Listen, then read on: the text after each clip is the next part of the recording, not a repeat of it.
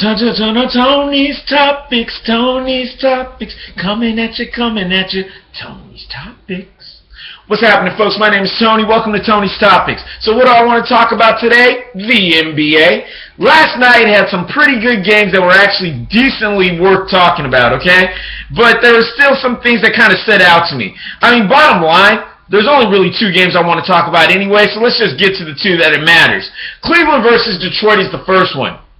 Okay, this should have pretty much been an easy win. Detroit is decent. I'm not even going to give Detroit decent. Okay, Detroit really doesn't matter. I mean, they're not even in the top 5 in the East. You're just not even thinking about Detroit. You know, I mean, maybe they might beat a terrible team, but for the most part, I'm not thinking about Detroit. So Cleveland wins, so why am I bringing it up? Simple. It's the way they won, right? LeBron came off, had a big game, scored over 30 points. Great. You know, Kerr Irving came off, had a big game, scored over 30 points. So what's the problem?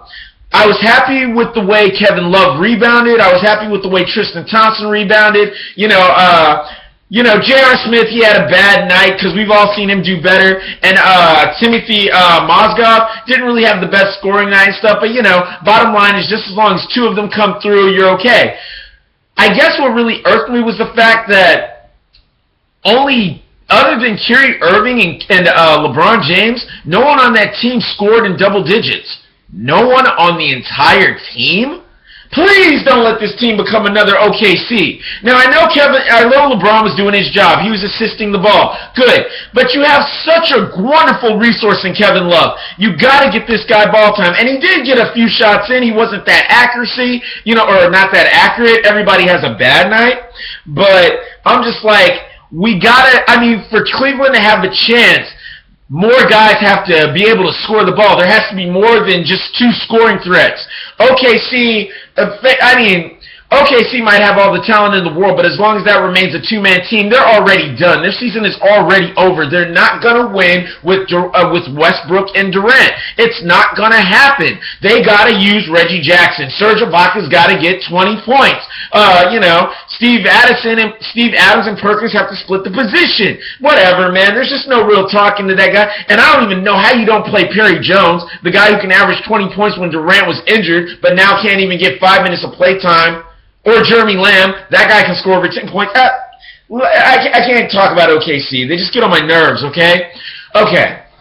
So, the win last night with Cleveland. A win is a win. Absolutely. But it would just be nice to see if more guys could get out there and get the necessary play time that they need to score. I mean, Kevin Love is a 36-minute player. Blatt is messing up if he does anything less than that. Play Kevin Love. Let Kevin Love score. I don't give a care what Blatt's opinion is of Kevin Love saying that he's not a superstar. This coming from the guy who at one point was playing Shawn Marion as a starter and then at another point wouldn't even let him have 5 minutes on the court.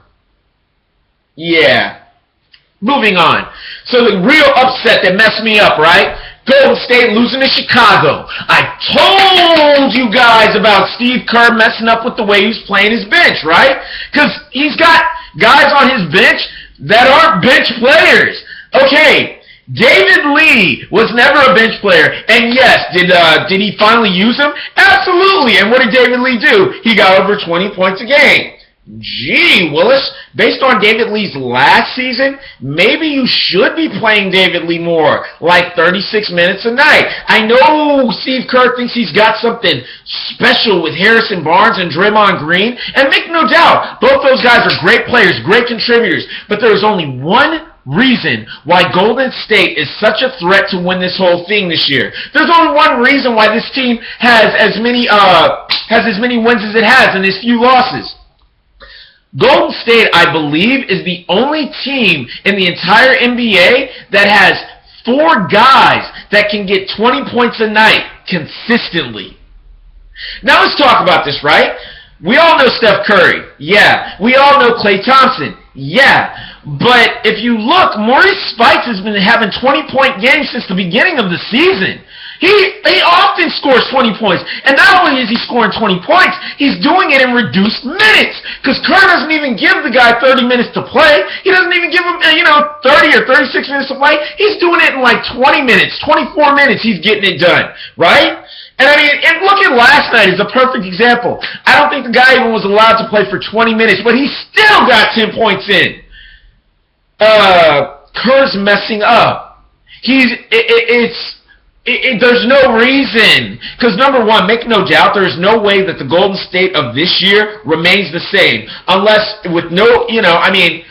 no one's up for a contract, renewal or a buyout or something like that, there's just no way you keep Steph Curry, Klay Thompson, Maurice Spikes, and David Lee. And I don't even understand how Kerr is really just not even playing David Lee. You do realize Golden State passed on getting Kevin Love just so they could keep David Lee. But you're not going to play him? Well, last night at least you had some sense to play him when you recognized you had to have him. Now, make no doubt, Draymond Green and Harrison Barnes are excellent players. But the real truth is Draymond Green is probably the starting small forward on that team.